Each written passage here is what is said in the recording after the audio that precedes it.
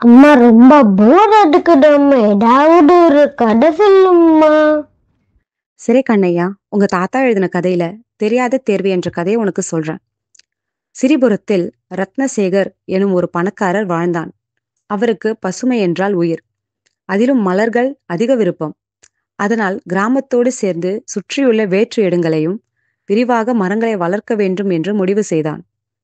முதலில் தனது மாளிகையை சுற்றியுள்ள வேற்று இடங்களை சுத்தம் செய்து பல மலர்கள் செடிகள் நட்டான். அவற்றை பராமரிக்க ஒரு தோட்டக்காரர் தேவைப்பட்டது. அதே நேரத்தில் பக்கத்து ஊரிலிருந்து அனந்தன் ஆனந்தன் என்ற இருவர் வேலை தேடி அந்த பணக்காரரிடம் வந்தார்கள். அவர்களுடைய பின்புலத்தை சரிவர விசாரித்து இருவரையும் தோட்டப்பணிக்கு சேர்த்தார். மாதம் தலா 5 ரூபாய் ஊதியம் நியமித்தார்.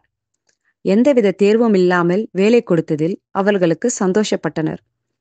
ஆனால் ஊதியம் குறைவாக இருப்பது பிடிக்கவில்லை. என்னடா இது, பணக்காரரிடம் வேலை என்றால் நல்ல சம்பளம் இருக்கும் என்று நினைத்தோம். இங்கே தள்ளாத நிலை. எப்படியும் வந்துள்ள வேலையில் சமாதானப்பட்டே ஆக வேண்டும் என்று அனந்தன் மனதில் நினைத்தான்.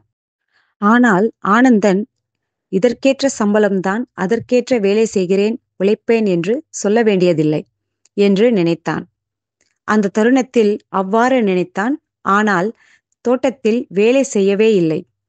உழைக்காமல் வேலையிலிருந்து தப்பிக்க பல யோசனைகள் செய்த நேரத்தில் வீணடித்தான். இதை கவனித்த அனந்தன் தனது வேலையோடு ஆனந்தனின் வேலையும் தூக்கி செய்து வந்தான். ஏதேனும் தவறு நடந்தால் உரிமையாளர் இருவரையும் திட்டுவார் என்பதில் பயம் பிடித்திருந்தான்.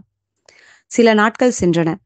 மாத இறுதியில் இருவருக்கும் பணம் கொடுத்த போது ரத்னசேகரன் கூறினார், ஆனந்தா, நீ உழைக்கும் மாதிரியே தெரியவில்லை.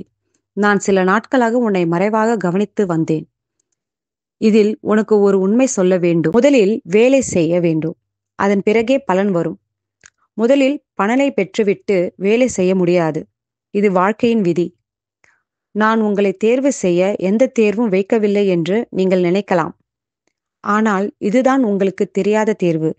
எனக்கு ஒருவரே தேவையாயிருந்தாலும் வந்த இருவரையும் சேர்த்தேன். அதனால் ஒருவரின் ஊதியத்தை இருவருக்கும் பங்கிட்டேன். நீ உழைத்திருக்கவில்லை. ஆனால் ஆனந்தன் மனம் கொடுத்து உழைத்தான். அதனால் அடுத்த மாதம் முதல் அவனது ஊதியம் 10 ரூபாய் ஆகும். உன் 5 ரூபாயும் அவனுக்கே கொடுக்கிறேன். நீ வேற வேலை தேடிக்கொள் என்றார். இதை கேட்ட ஆனந்தன் வெட்கப்பட்டான். ஐயா, உங்களிடமிருந்து ஒரு நல்ல பாடம் கற்றுக்கொண்டேன். தவறு செய்தேன், மன்னிக்கவும். இனிமேல் மனம் வைத்து உழைப்பேன். உங்களுக்கு நம்பிக்கை வந்த பிறகே என் ஊதியத்தை தீர்மானிக்கலாம். மன்னிப்பு என்பது பெரிய பண்பாகும். உழைப்பை நேசித்தால் நல்ல எதிர்காலம் உண்டு. நானும் ஒரு காலத்தில் குறைவான சம்பளத்தில் வேலை பார்த்தேன்தான். என் உழைப்பை புரிந்து கொண்டே என் முதலாளி எனக்கு உதவினார். இன்று இவ்வளவு பெரிய நிலைக்கு வந்தேன். உன் ஊதியத்தை நான் பார்த்து கொள்கிறேன்.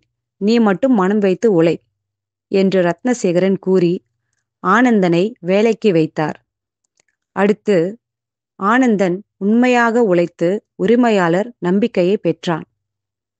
வளர்ச்சி அடைந்து வாழ்க்கையில் முன்னேறினான். இப்போ புரிஞ்சுதா கண்ணையா? இப்படிப்பட்ட சோதனை வாழ்க்கையில நிறைய வரும். எதுவா இருந்தாலும் நம்ம கடின உழைப்பால் நாமே வாழ்ந்தால் அமைதியுடன் முன்னேறலாம். புரிஞ்சிச்சு அம்மா. இப்ப சொல்லு, இந்த கதை எப்படி இருக்கு? நல்லா இருக்கும்மா. Very good Kannaiya.